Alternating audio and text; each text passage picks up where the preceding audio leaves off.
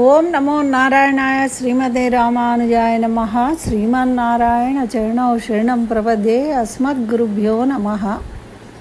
అందరికీ నమస్కారం అండి. మనము ఈ వీడియోలో చాతుర్మాస్యం అంటే ఏమిటి, దాని యొక్క ప్రాముఖ్యత ఏమిటి, దానివల్ల మనకు కలిగే ఫలితాలు ఏమిటి అనేవి వివరంగా తెలుసుకుందాం.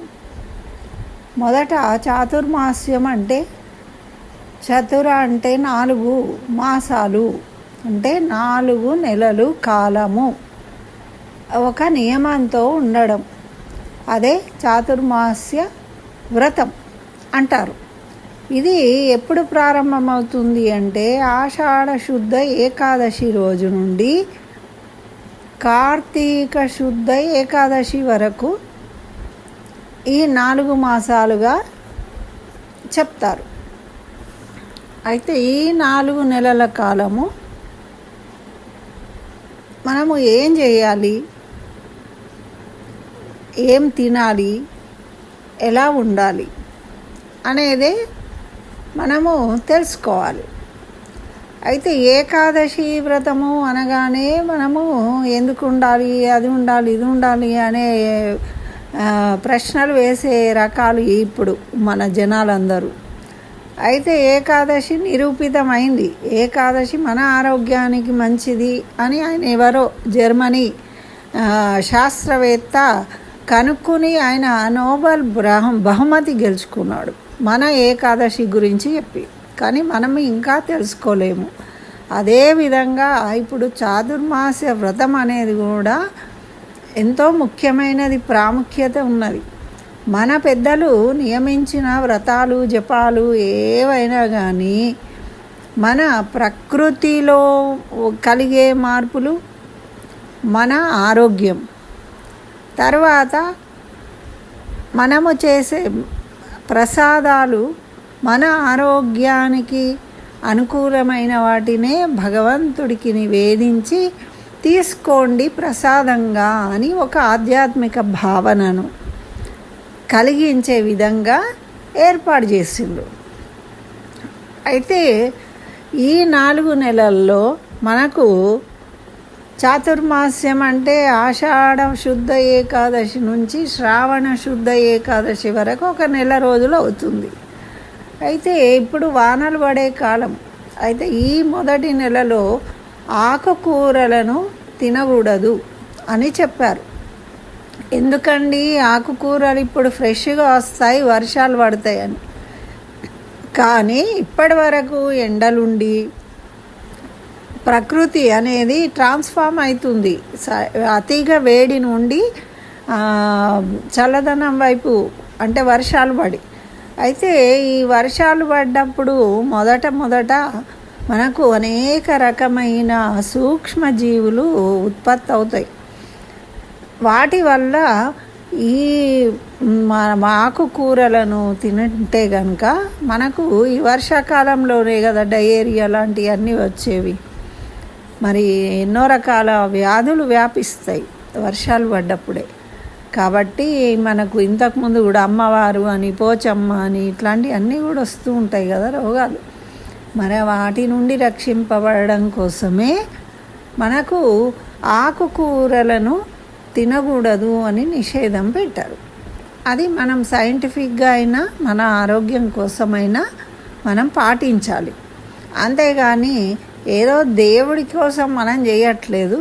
ఆ విషయాన్ని క్లారిటీగా అర్థం చేసుకోవాలి. అయితే 2వ మాసం అంటే శ్రావణ శుద్ధ ఏకాదశి నుండి భాద్రపద శుద్ధ ఏకాదశి వరకు ఈ 2వ మాసం అవుతుంది. ఇప్పుడు ఏం చేయాలంటే పెరుగు తినకూడదు అన్నారు. పెరుగు ఎందుకు తినకూడదండి అంటే మజ్జిగ వేసుకోవచ్చు.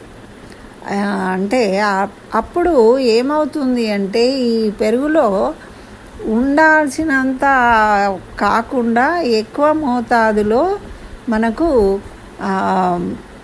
ఈస్ట్ అనేది ఫామ్ అవుతుంది అన్నమాట. అందుకని దాన్ని తినకూడదు, అది ఆరోగ్యానికి మంచిది కాదు.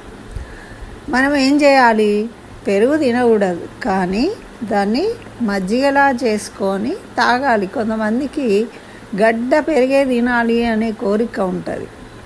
కాబట్టి అటువంటి వాళ్ళు మజ్జిగ చేసుకొని తాగండి, అన్నంలో కలుపుకోకుంటే. ఇప్పుడు మనకేమీ తినకూడదు, అసలే పదార్థాలు తినకూడదు అనట్లేదు కదా, అన్ని రోజులు ఉపవాసాలు ఉండమనట్లేదు కదా, ఏవో కొన్నిటిని తినకూడదని చెప్తున్నారు. కాబట్టి మనం దాన్ని పాటించవచ్చు. అయితే అదేవిధంగా మనకు భాద్రపద శుద్ధ ఏకాదశి నుండి మరి ఆశ్వయుజ శుద్ధ ఏకాదశి వరకు పాలను తాగకూడదు. పాలు నిషేధం అని చెప్పారు. అయితే ఆ పాలు ఎందుకు తాగకూడదు అంటే దాంట్లో కూడా సూక్ష్మ క్రిములు ఉంటాయి. అప్పుడప్పుడు మనకు పాలు ఆవులు ఈనిన తర్వాత కొత్తగా పాలు వస్తూ ఉంటాయి. ఈ ఆగస్టు మాసంలో అప్పుడు ఈ ఆవులు కట్టినాయి అంటాం కదా, అంటే ప్రెగ్నెంట్ అవుతాయి, గర్భం దాలుస్తాయి, అవి డెలివరీ అవుతాయి, ప్రసవిస్తాయి. కొత్తగా జున్ను పాలు అందిస్తూ ఉంటారు కదా.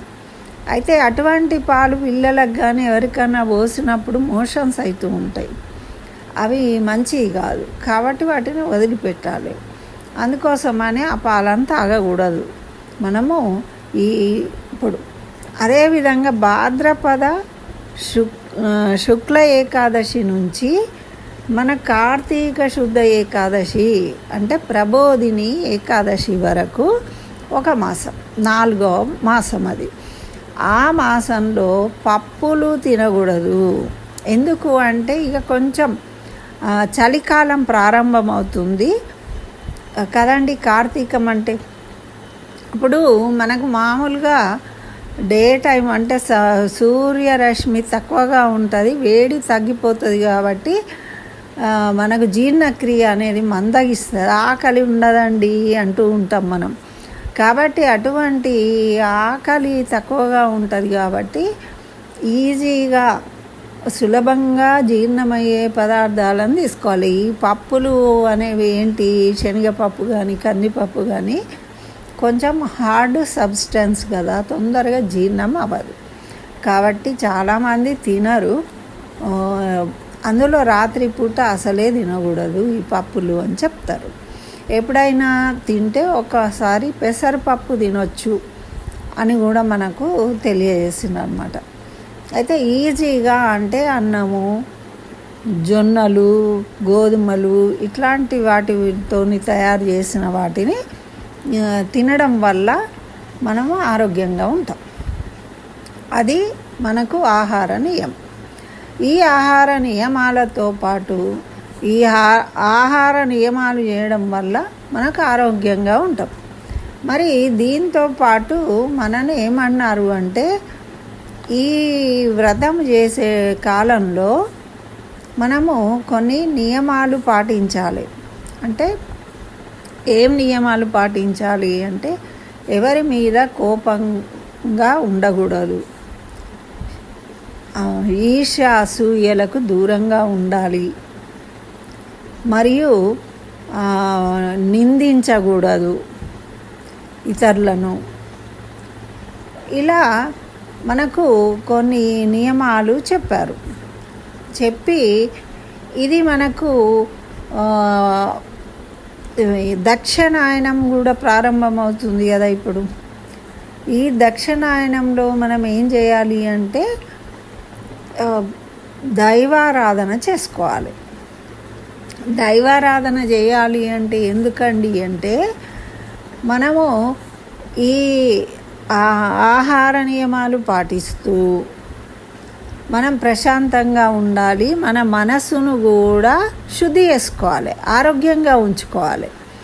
అంటే మనము కోపతాపాలు, ఇతరుల మీద అరవడము ఇట్లాంటివి చేస్తుంటే మనకు బీపీలు పెరుగుతూ ఉంటాయి, గొడవలు అవుతూ ఉంటాయి, పిచ్చి పిచ్చి మాటలు మాట్లాడము ఇలాంటి జరుగుతూ ఉంటాయి. ఇవి వాటిని నియంత్రించుకోవడం కోసమే మనం ఏం చేయాలి, ఆరోగ్యం బాగుంచుకోవడానికి ఆహార నియమాలు పాటించాలి. దానివల్ల కొంత ప్రశాంతత కలుగుతుంది, మనం ఫిజికల్గా బాగుంటాం కాబట్టి మైండ్ మంచిగా ఉంచుకోవాలి. మానసిక ప్రశాంతత కోసము భగవంతుణ్ణి ఆరాధించాలి. ఆ విధంగా ఆరాధించడం వల్ల దైవ ధ్యానం చేసుకోవడము, జపం చేసుకోవడము, భగవద్గీత పారాయణము, సహస్రనామ పారాయణము, ఇలాంటి దైవనామ స్మరణ చేయడము, ఇలాంటివి చేయడం వల్ల ఏమవుతుంది, మానసిక శుద్ధి కలుగుతుంది. అయితే మనకు అనుకోకుండా సాత్విక గుణము అనేది కలుగుతుంది. అంటే మనకు ఎటువంటి కోపతాపాలు ఇలాంటివి రాకుండా తగ్గించుకోవడం, నియంత్రించుకోవడం అన్నమాట.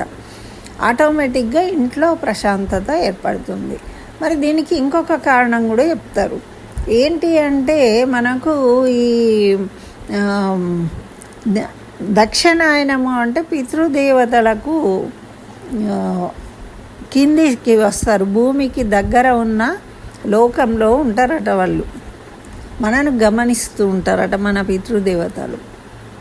కాబట్టి మనము సత్సాంప్రదాయంతో మంచిగా ఉన్నప్పుడు వాళ్ళు మనం చూసి సంతోషపడి మనను అనుగ్రహిస్తారు. కాబట్టి దేవతలు కూడా మనకు వరాలు ఇవ్వాలంటే పితృదేవతలను అడుగుతారట. మీ వంశస్థులకు వరం ఇవ్వాలా వద్దా అని వాళ్ళు చెప్తేనే. మనము కనుక మన పద్ధతులు కనుక వాళ్ళకు నచ్చకుంటే అదే పితృదోషాలు అంటారు. పితృ రుణం ఉంటామనుకోండి, మనము పితృదేవులకు ఏమి చేయలేము అనుకోండి, అప్పుడు కూడా వాళ్ళు మనకు వ్యతిరేకంగా పనిచేస్తారు. కాబట్టి మనకు అన్ని విధాలుగా ఇహలోకంలో సుఖాలు, మనశ్శాంతి, ఆరోగ్యము, ఐశ్వర్యము కలుగుతుంది. మరియు పరలోకంలో కూడా మనకు సుఖం లభించే అవకాశము ఈ చాతుర్మాస్యంలో చక్కగా మనము ఆచరించడం. మరి అందుకే ఇప్పుడు యోగులు, స్వామీజీలు కూడా ఎక్కడికి వెళ్ళకుండా వాళ్ళ ఆశ్రమాలలోనే ఉండి ఏం చేస్తారు, చక్కగా పారాయణాలు, జపాలు, హోమాలు, దైవ కార్యక్రమాలు చేస్తారు. వాళ్ళు ఎక్కడికి వెళ్ళరు. ఎక్కడికి వెళ్ళినా అక్కడే ఒకే చోట ఉంటారు వాళ్ళు. అంటే కదలకుండా ఉండి దైవ ధ్యానం చేస్తారు. అదేవిధంగా దేవతలు కూడా ఈ సమయంలో శ్రీ మహావిష్ణువును ఆరాధిస్తారు ఈ 4 మాసాలు కూడా. కాబట్టి ఇది అతి పవిత్రమైన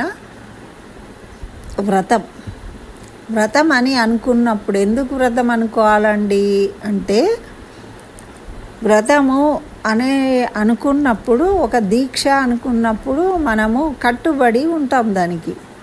అందుకని మనము ఆ విధంగా నిర్బంధించుకొని పాటించాలి. అంతేగాని ఒకరోజు చేసి ఇంకోరోజు చేయకుండా వదిలిపెట్టేటట్టు ఉండడం కోసమే మనము వ్రతము అనుకోవాలి.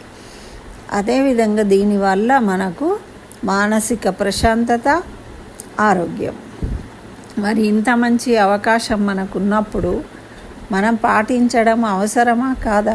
మీరేమనుకుంటారో మీ అభిప్రాయాన్ని తెలియజేయండి. చక్కగా ఆ శ్రీమన్నారాయణి పూజించి ఆ శ్రీమన్నారాయణని అనుగ్రహాన్ని అందరము పొందాలని కోరుకుంటూ, స్వస్తి. సర్వం శ్రీకృష్ణ చరణారవిందార్పణమస్తు.